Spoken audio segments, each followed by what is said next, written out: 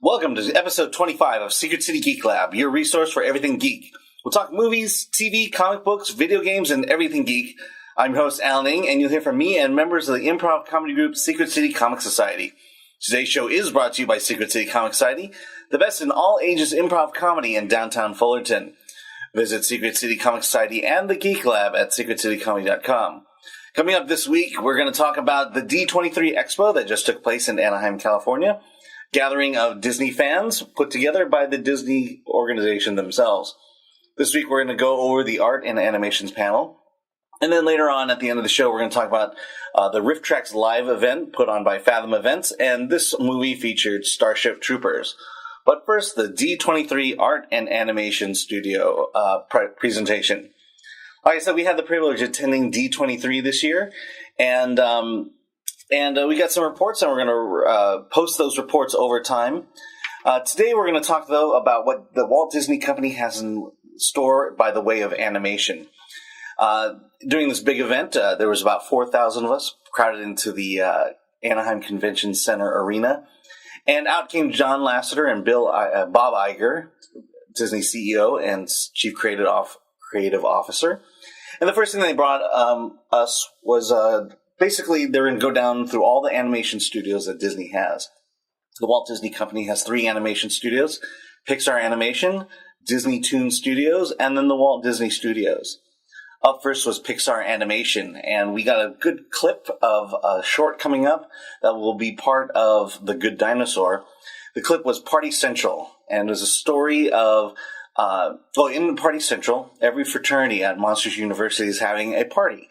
Problem is that no one is showing up at the Oozma Kappa party.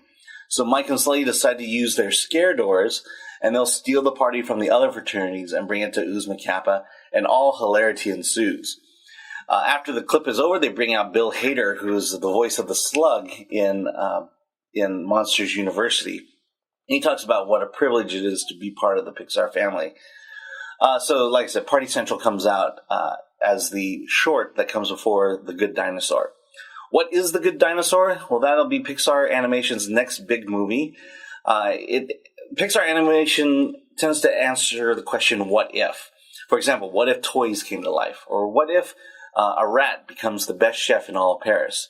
In The Good Dinosaur, we answer the question, what if the meteor missed the Earth?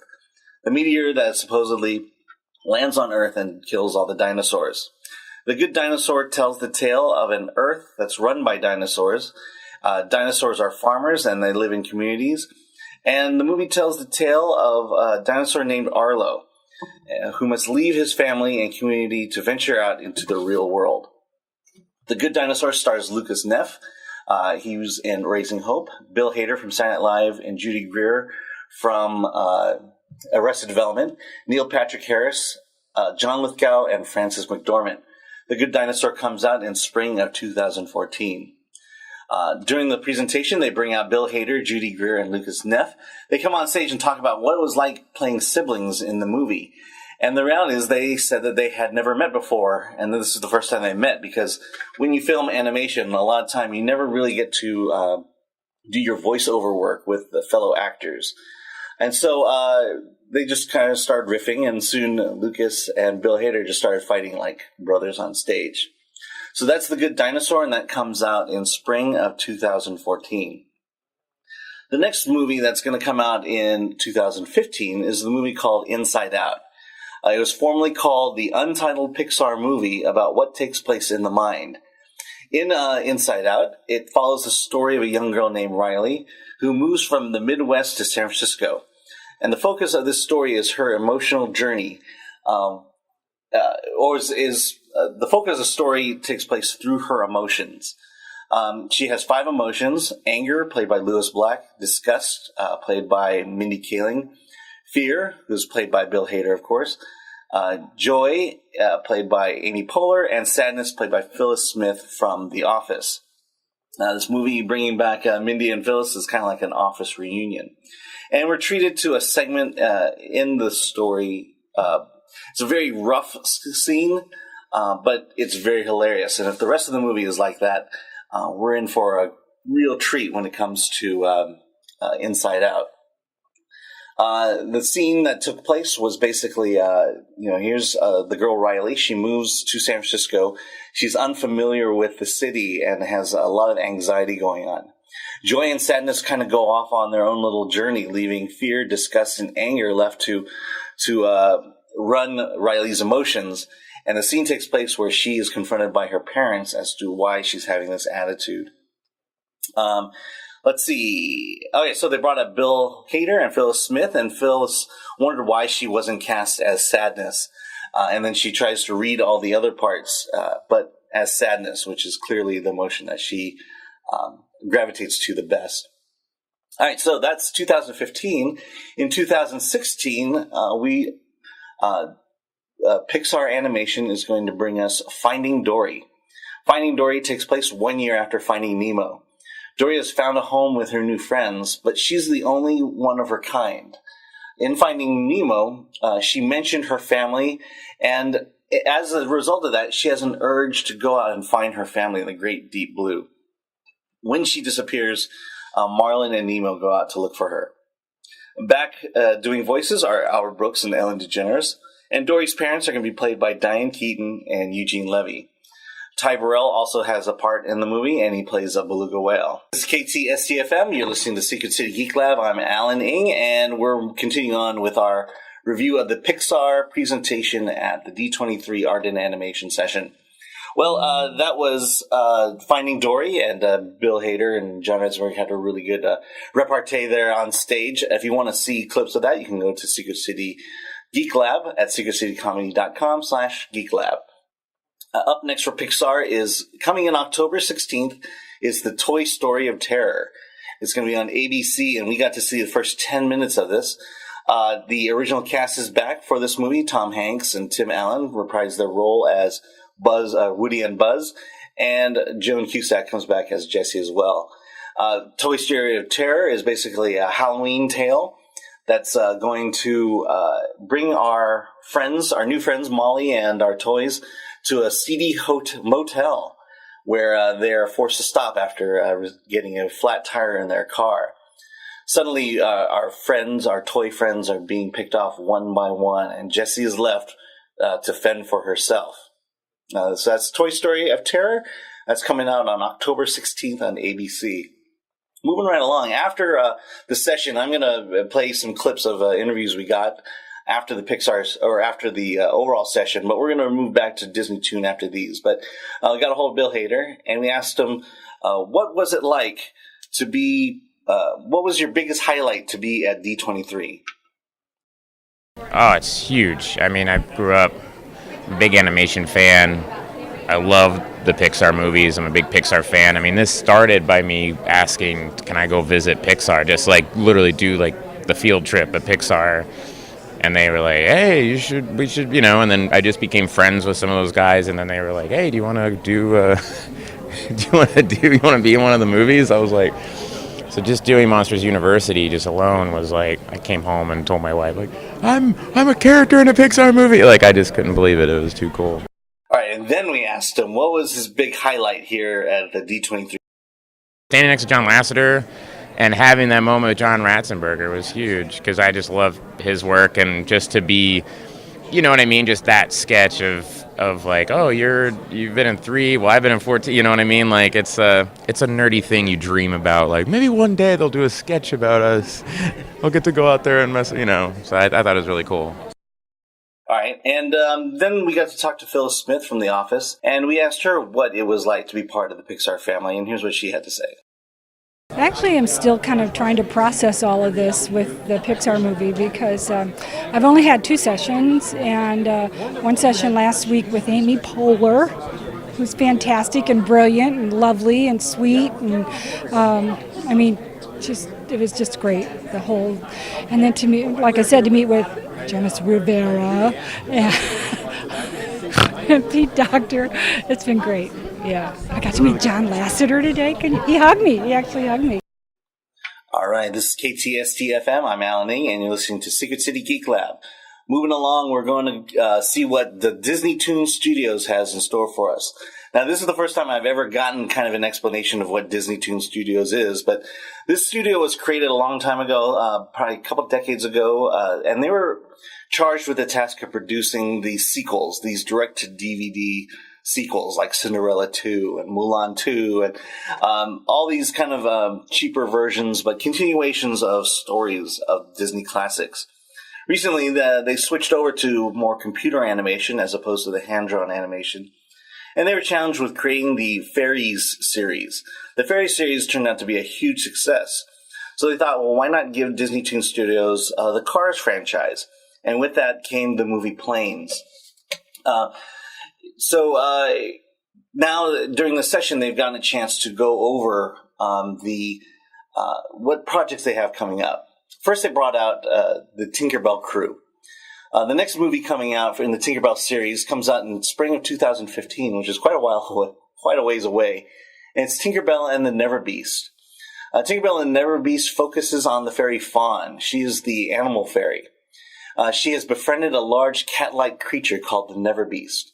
Everyone thinks it's truly a beast and cannot be tamed, but Fawn goes out and proves otherwise. And she must prove that she can tame this wild animal before it has a chance to destroy Pixie Hollow. So Tinkerbell and the Never Beast comes out in September 2015. Now in the following year, Tinkerbell, the fairy series, moves closer and closer to the Peter Pan series. In this, Tinkerbell and the Pirate Fairy will come out, and it's the story that ultimately leads to Peter Pan. Tinkerbell and the gang run into a pirate ship, and this pirate ship is run by a fairy named Zarina. The Zarina's voice, Captain Zarina's voice, is by Mad Men's Christina Hendricks. Her crew consists of seasoned pirates and a cabin boy named James, and that cabin boy is voiced by none other than Loki himself, Tom Hiddleston. Both actors made an appearance at the session to talk about the influences of Disney on their Disney films in their lives. Tom Hiddleston went up and talked about how in acting class, everyone had to go up there and sing a song to try to emote the emotions of a song. And all his friends would come up and sing songs from Les Miserables and various prestigious English plays. But Tom Hiddleston instead comes out and sings the bare necessities from Jungle Book. And we are treated to about a minute and a half of him actually singing the bare necessities. Now, in the story of Tinkerbell and the Fairies, Tom plays the cabin boy James. But soon in that movie, we realize that James has dark motives. And if you know anything about Peter Pan, you know that the name of the captain in Peter Pan is Captain James Hook. Yes, that's right. The cabin boy, played by Tom Hiddleston, will ultimately become Captain Hook in the overall Fairy series. Moving along, Planes just came out, and it came out that day of the session itself. I had a chance to watch it later on in the afternoon, but what was interesting is that there is going to already be a sequel to Planes. In the original Planes, or the first one, the Dusty Clodhopper, he is a crop dusting plane who dreams of being a racing plane. As you can figure in any kind of story like this, underdog story, he ultimately wins and becomes the champion racer. But in the sequel, Dusty takes on a different role. He becomes a fire and rescue plane and goes out into the mountain area to help not only put out fires but to rescue people who are involved. This new version of Planes will honor both the men and women who protect our forests from fires. Let's see, it's going to star Dane Cook as Dusty and Julie Bowen as a fan of Dusty's, but also a worker in the crew.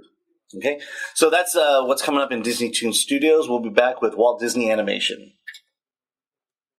This is KTST-FM. I'm Alan Ng, and you're listening to Secret City Geek Lab. Coming up next is Walt Disney Animation. This is the flagship animation studio of Walt Disney. These are the movies that are produced. These actually bear the name of Walt Disney in them. And so there's a higher standard that must be met. Got to see a little short movie of Mickey Mouse, and it's called Get a Horse. Get a Horse actually features, it's an archival type film going back to the original Walt Disney version of Mickey Mouse. And it actually features the voice of Walt Disney himself as Mickey Mouse. This short will appear in front of the movie Frozen, and I highly suggest you watch this one in 3D. There are some stereographic effects. Also, next year coming is Big Hero 6.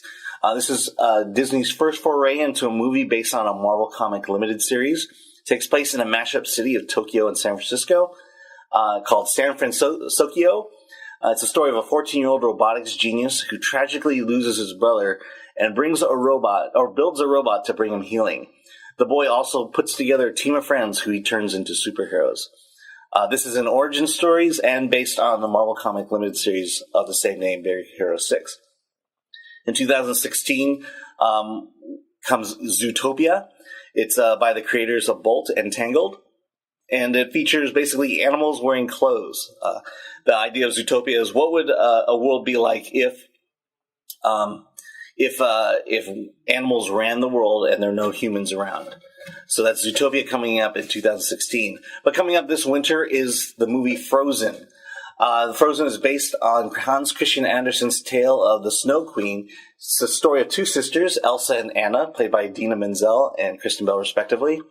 Elsa has the power to control frost, but Anna is just ordinary. She has no powers. When Elsa's power goes awry and tragedy strikes, she runs away into seclusion, and in doing so, causes a curse upon the kingdom, and the kingdom that they live in falls into an eternal winter. Her sister Anna goes out and to talk to Elsa and try to help her with her problems and restore the kingdom back to its once beauty. Those in attendance at this were treated to Kristen Bell, Josh Gad, and Idina Menzel. We had a couple of interviews with both of them afterwards, and let's play some of those interviews. First, I asked Josh Gad and Kristen Bell what it was like to be at D23 and to be around hardcore Disney fans. I gotta say, going to D23 after coming off of like the press tour for my last movie, it really is the happiest place on earth. Everybody's got a smile on their face, and there literally is a magic about being like 2 blocks away from Disneyland that I think makes the whole event so much happier than most of these. And that it's centered around a lot of animation. I mean, no one watches animation and goes, that makes me so angry or frustrated, man. Like, everybody's happy when you're watching cartoon characters.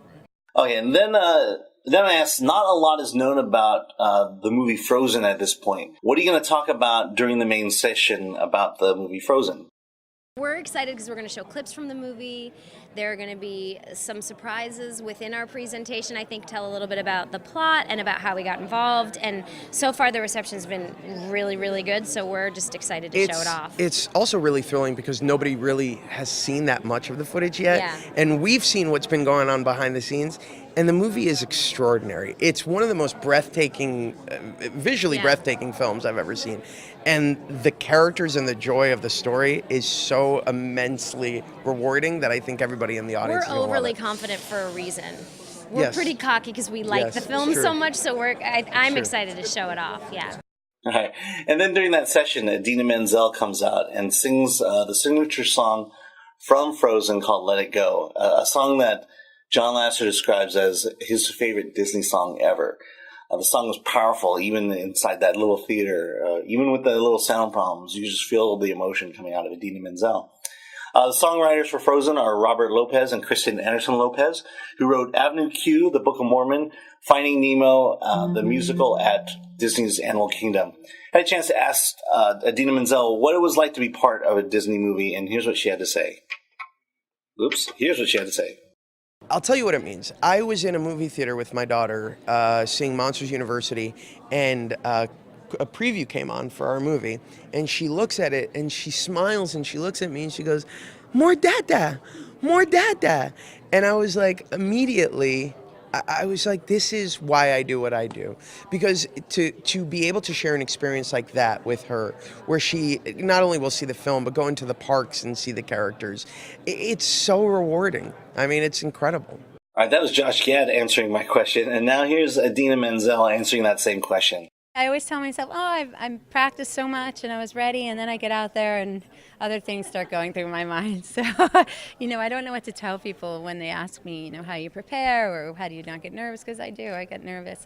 But it was fabulous to unveil the song. We've been keeping it in for a long time, and I'm just so proud to have such an epic, anthemic song that symbolizes so much of what we feel, especially as young women, the fact that we kind of hold in what makes us most special and powerful, because we're afraid to alienate people around us or hurt people with that. And so it's a special character. Her name's Elsa, and she finally figures out how to harness that power and do something beautiful with it. This is KTSTFM. You're listening to the Secret City Geek Lab. I'm Alan Ng, and moving along. So that was our D23 coverage for this week. We'll have more next week. I had a chance also, thanks to Fathom Events and the Rifftrax crew, to go out and see Rifftrax Live featuring Starship Troopers. If you're a fan of Mystery Science Theater 3000, the writers Michael J. Nelson, Bill Corbett, and Kevin Murphy lampoon and comment on this movie as it's being played. We're actually in a movie theater with fans of Mystery Science Theater 3000, watching this really horrible movie, Starship Troopers, and listening to these hilarious comments as it goes on. In February 2013, the guys of Rifftrax started a Kickstarter campaign for this event. Why a Kickstarter campaign? Because getting broadcast rights to a movie can be really expensive, and in this case, it was about $55,000 just to do the event.